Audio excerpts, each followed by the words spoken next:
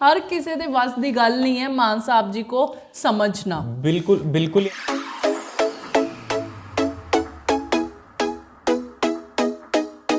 Hello guys, तो guys we are back with another reaction video. इस video में हम रिएक्ट करने वाले हैं मोस्ट सजेस्टेड सॉन्ग विद्वान।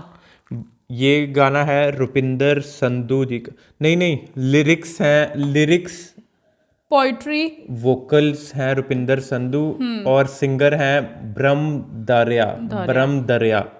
तो जैसे कि हमने हॉलीवुड सॉन्ग जब किया था तब भी बताया था ना कि हॉलीवुड सॉन्ग भी तब का कमेंट्स में जब हमने रिएक्शन वीडियोस बनानी स्टार्ट की थी। तो ये गाना भी कह सकते हैं कि विद्वान गाना भी काफी टाइम से था कमेंट्स में। तो ये भी मान साहब को ही डेडिकेटेड है। तो गाइस सुनते हैं, ये आया हुआ है 18 जून 2020। तो गाइस सुनते हैं विद्वान, क्योंकि मतलब इसको 1.5 साल हो चुका है, क्योंकि हमने मान साहब जी को जो डेडिकेटेड सॉन्ग हैं निष्कांत जी के सुने हैं, और इसमें रुपिंदर संधू जी ने किस तरह से डेडिकेट किया है मान साहब को, क्या लाइंस, क्या पोइट्री डेडिकेट किया है, वो सुनने में मजा आएगा। अच्छा ये ऑडियो सॉन्ग है, ठीक है। ਇਹ ਅੱਜ ਹੋਰ ਦੇ ਕੱਲ ਹੋਰ ਦੇ ਫੈਨ ਜਿਹੇ ਕਹਾਉਣ ਵਾਲੇ ਆਏ ਸਾਲ ਇੱਕ ਨਵਾਂ ਛਲਾਰੂ ਬਰਾਬਰ ਲਾਉਣ ਵਾਲੇ ਜੱਟ ਨਾਲ ਜਣੇ ਖਣੇ ਨੂੰ ਕੰਪੇਅਰ ਕਰਨ ਬੈਂਦੇ ਨੇ।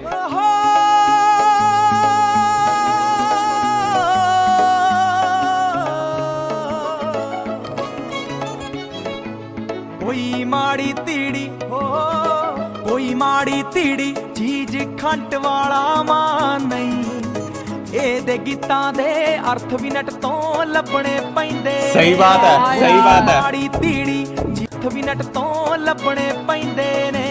ਕੋਈ ਮਾੜੀ ਤੀੜੀ ਚੀਜ਼ ਖੰਟ ਵਾਲਾ ਮਾਂ ਨਹੀਂ, ਇਹਦੇ ਗੀਤਾਂ ਦੇ ਅਰਥ ਵੀ ਨਟ ਤੋਂ ਲੱਭਣੇ ਪੈਂਦੇ ਨੇ।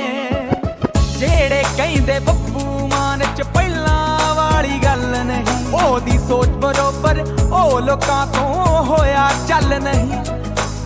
ਫਲਕ ਛੂੰਦੀ ਸ਼ਾਇਰੀ ਤੇ ਡੂੰਘਾਈ ਕਲਮਾਂ ਦੀ, ਵਾਓ। ਫਲਕ ਛੂੰਦੀ ਸ਼ਾਇਰੀ ਤੇ ਡੂੰਘਾਈ ਕਲਮਾਂ ਦੀ। ਓਏ ਪੁੱਛ ਦਿਮਾਗ ਚ ਪੈਂਦੀ ਬਾਈ ਜੀ ਅੱਜ ਕੱਲ ਨਹੀਂ। ਉਹ ਸਮਝ ਕੇ ਗਾਣੇ ਗਾਉਂਦਾ ਉਹਨੂੰ ਗਾ ਲੈਣ ਦਿਓ।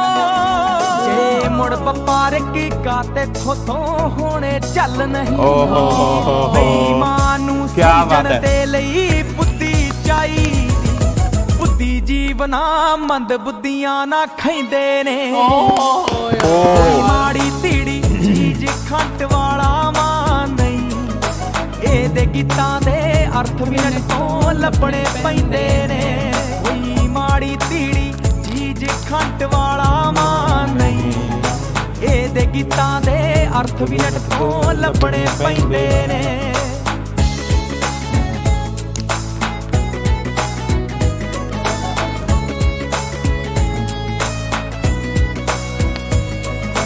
ਇੰਗਲਿਸ਼ ਮੀਡੀਅਮ ਪੜਿਆ ਮੋ ਪੰਜਾਬੀ ਛੱਡਿਆ ਨੀ, ਚੰਡੀਗੜ੍ਹ ਰਹਿ ਕੇ ਵੀ ਗਾਣਾ ਅਰਬਨ ਕੱਟਿਆ ਨੀ। ਵਾਹ। ਸਰਕਾਰੀ ਕਲਮਾਂ ਵਾਲੇ ਬੜੇ ਬਿਕਾਊ ਫਿਰਦੇ ਨੇ, ਸਾਡੇ ਆਲਾ ਝੋਟਾ ਸਰਕਾਰਾਂ ਥੱਲੇ ਲੱਗਿਆ ਨੀ।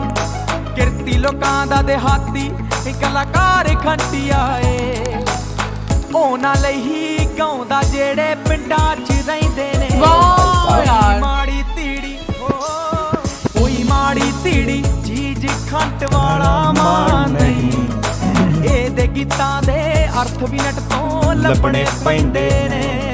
ਕੋਈ ਮਾੜੀ ਤੀੜੀ ਚੀਜ਼ ਖੰਟ ਵਾਲਾ ਮਾਂ ਨਹੀਂ, ਇਹਦੇ ਗੀਤਾਂ ਦੇ ਅਰਥ ਵੀ ਨਟ ਤੋਂ ਲੱਭਣੇ ਪੈਂਦੇ ਨੇ। वाओ, ये ऐसे ही जैसे मान साहब की याद आ गई। हाँ, उनके गानों में ही होती है गीतां दे अर्थ भी नट तो लभणे पैंदे ने।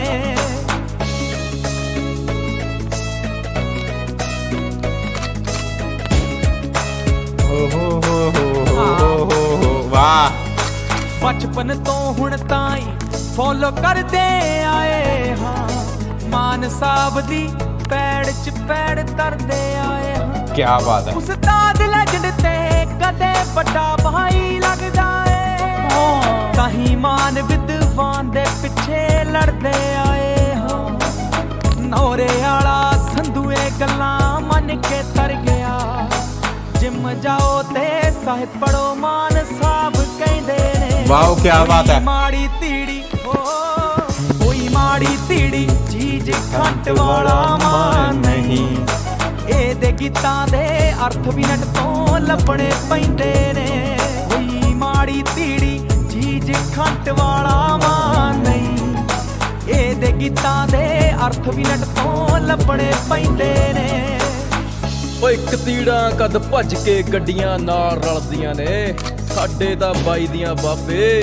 ਹੇਕਾਂ ਵੀ ਚੱਲਦੀਆਂ ਨੇ ਸਹੀ ਬਾਤ ਹੈ ਹੇਕਾਂ ਵੀ ਚੱਲਦੀਆਂ ਨੇ ਕੱਟੜ ਫੈਨ ਨੇ ਇੰਨੇ ਹਾਲ ਵੀ ਛੋਟਾ ਰਹਿ ਜਾਵੇ ਟ੍ਰੈਫਿਕ ਜਾਮ ਨੇ ਲੱਗਦੇ ਖੁੱਲਾ ਖਾੜਾ ਜਦ ਲਾਵੇ ਉਹਨੂੰ ਅੱਖਾਂ ਮੂਰੇ ਕਈ ਦਿਨ ਭੀੜ ਹੀ ਦਿਸਦੀ ਆ ਜਿਹੜਾ ਇੱਕ ਵਾਰੀ ਸ਼ੋ ਜੱਟ ਦਾ ਦੇਖ ਕੇ ਆ ਜਾਵੇ ਓ ਮਾੜੇ ਬੰਦੇ ਦਾ ਧਰਤੀ ਉੱਤੇ ਪੈਰ ਵੀ ਲੱਗਦਾ ਨਹੀਂ ਧੱਕੇ ਪੈਂਦੇ ਵਿੱਚ ਬੂਟ ਜਰਾਬਾਂ ਛੱਡਣੇ ਪੈਂਦੇ ਨੇ ਕੋਈ ਮਾੜੀ ਤੀੜੀ ये बोल रहे हैं जब उनका शो लगता है इतने धक्के लगते हैं कि हमें बूट जुराबा कुछ नहीं पता होता कहाँ है जाने दो यार कोई माड़ी तीड़ी चीज खंड वाला मान नहीं ਇਹਦੇ ਗੀਤਾਂ ਦੇ ਅਰਥ ਵੀ ਨਟ ਤੋਂ ਲੱਭਣੇ ਪੈਂਦੇ ਨੇ ਕੋਈ ਮਾੜੀ ਤੀੜੀ ਚੀਜ਼ ਖੰਡ ਵਾਲਾ ਮਾਨ ਨਹੀਂ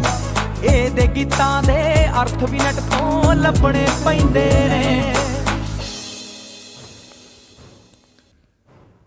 ये जो टाइटल लाइन थी ना क्या कॉम्पोजिशन थी ना यार क्या कॉम्पोजिशन थी फील आ रही थी ओवरऑल जो लिरिक्स थे बिल्कुल टू द पॉइंट जो मतलब मान साहब जी जो हैं जो हम लोग सब सोचते हैं कि मान साहब जी को इतनी ज़्यादा नॉलेज है मान साहब जी सोशल इश्यूज पे गाने गाते हैं मान साहब जी कमज़ोर बंदों के हक में खड़े होते हैं ठीक है और ये बात तो यार सबको ही पता होगी कि मान साहब जी के गाने समझने इतने मुश्किल है ना और हम भी जब कोई गाना मान साहब जी का सुनते हैं फिर हम जो डिस्कस करते हैं कि इसमें ये होगा वो भी हम अपनी तरफ से अंदाजा लगाते हैं कि ये चीजें होंगी पर एक्चुअल में वो क्या है वो मान साहब जी को ही पता होता है बिल्कुल जो मान साहब जी अपने गानों में कहना चाहते होते हैं हम समझ तो जाते हैं उनकी बात पर जो एक्चुअली ठेठ वर्ड बोलते हैं ना वो हमें सच में नेट में देखनी पड़ते हैं जो बहुत ज्यादा ठेठ वर्ड होते हैं बहुत ज्यादा चीजें नेट पे देखनी पड़ती हैं ऊपर से बहुत मतलब एक्चुअल में मीनिंग क्या है उस गाने का किस चीज को पॉइंट किया है मान साहब ने वो तो सब अपने अंदाजे लगाते हैं आप लोग भी कमेंट्स में बताते हो नहीं ये चीज ऐसी है वैसी है मतलब हमें ऐसा लगता है कि जो मान साहब जी कहना चाहते हैं ना वो समझना सच में मतलब बहुत मुश्किल है वो मान साहब जी को ही पता है उन्होंने क्या कहा क्योंकि वो जो आशिकां दी लाइन थी जो आशिकां दी लाइन गाना सुना हमने जो उस गाने से समझा हमने बोला काफी दोस्तों ने कमेंट्स में वही चीज बोली जो हमने बोली कई दोस्तों ने और भी बहुत अपनी तरफ से चीजें बोली कि मान साहब जी ये कहना चाहते हैं ये कहना चाहते हैं तो वो उस चीज के मतलब बोल दो 8-10 मतलब निकल गए क्योंकि मान साहब जी ऐसे इंसान है ना कि जो भी बोलना चाहते हैं डायरेक्ट तो कभी नहीं बोलेंगे कभी भी नहीं मतलब जो बोलना चाहते होते हैं वो इतना उसको करते हैं ना मान साहब जी के अकॉर्डिंग वो चीज डायरेक्ट है पर उनकी जो नॉलेज है उनकी जो इमेजिनेशन है वो ऐसी है कि लोगों को दिमाग लगाना पड़ता है उनकी इमेजिनेशन समझने के लिए सोचने पे मजबूर कर देते हैं कुछ सीधी चीजें बोलते हैं कुछ चीजें उनके अकॉर्डिंग सीधी होती हैं क्योंकि उनकी नॉलेज उनको वर्ड्स की नॉलेज इतनी है तो वो बोल देते हैं अपनी तरफ से सीधी बोलते हैं हम लोगों को दिमाग लगाते रह जाओ यहाँ पे वीडियो बना के सुन ली उसके बाद दोबारा गाना सुनना पड़ता है कि ये जो चीजें मिस हुई थी जो हम दोस्तों से भी पूछते हैं कि कमेंट में बता देना इसका मतलब क्या था वो दिमाग लगाना पड़ता है कोई इसमें वो दो राय नहीं है कि मान साहब जी के गाने और उनकी लिरिक्स को समझने के लिए दिमाग खोलना पड़ता है बार बार गाना सुनना पड़ता है हाँ कई ऐसे भी कमेंट्स आते हैं कि हर किसी दे वास दी गल नहीं है मान साहब जी को समझना बिल्कुल यार मतलब ऐसा अगर कोई गाना नया आ भी जाए कि बंदे कितना सोचते होंगे सब लोग कमेंट्स में भी बोलते हैं कि वो भी सब कितना दिमाग लड़ाते होंगे कि इस गाने का मतलब क्या है ये गाने किस तरीके से मान साहब जी ने गाया, तो सब दिमाग लगाते हैं। जब से मतलब हम भी अब बहुत ज्यादा दिमाग लगाते हैं कि गानों को समझना बहुत जरूरी है, अगर है ना।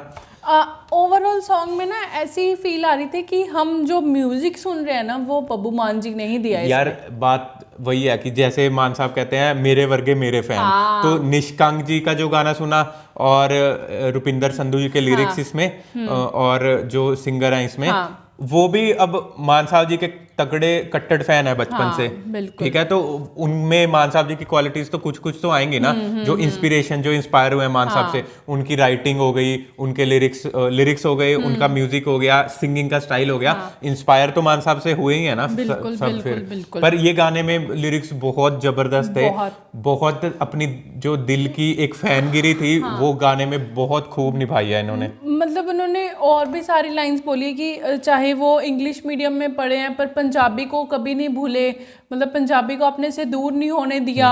फिर वो ये भी बोले कि चंडीगढ़ में रहते थे फिर भी अर्बन गाना नहीं, वो जैसे आजकल अर्बन स्टाइल गाने चल रहे हैं ना, वो भी नहीं गाया। हाँ, तो मतलब और भी बोले थे कि पिंडों के लिए, जो पिंड में लोग रहते हैं उनके लिए गाने निकालते हैं, उनके लिए अखाड़े लगाते हैं।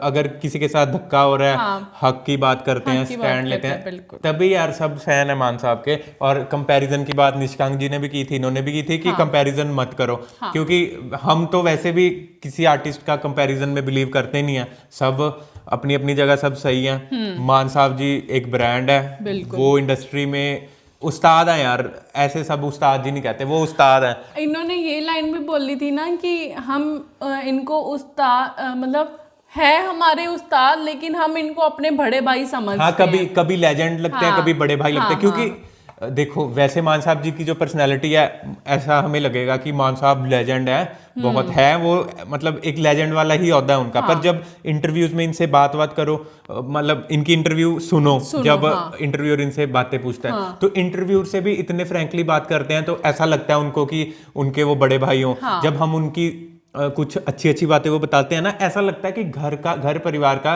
कोई बड़ा मेंबर कुछ हमें कुछ सिखा रहे हैं, है ना।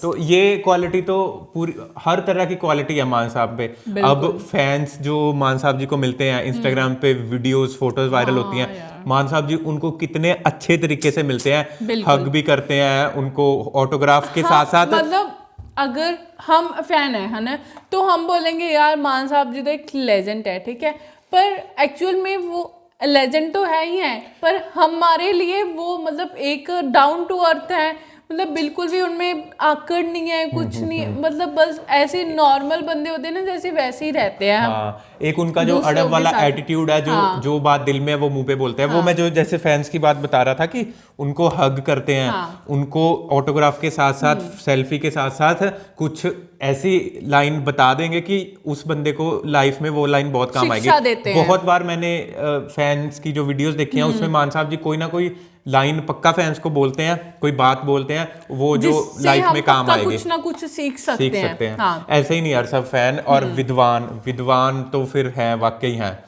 तो ठीक है guys, thank you so much ये गाना इतने टाइम से सजेस्ट करने के लिए।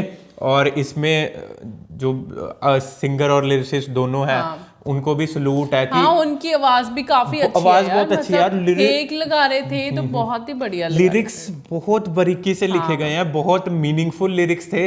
और जब लिरिक्स में मीनिंग निकलता है तो कितना मजा आता है गाना सुनने का। आवाज बहुत प्यारी थी, कॉम्पोजिशन मुझे बहुत अच्छी लगी, जो टाइटल लाइन की कॉम्पोजिशन थी वो तो अलग ही फील दे रही थी। तो ठीक है गाइस, करते हैं इस रिएक्शन वीडियो को यहीं पे खत्म। अगर वीडियो अच्छी लगी तो वीडियो को कर दो लाइक, हमारे चैनल को कर दो सब्सक्राइब। मिलते हैं आपसे अगली वीडियो में, तब तक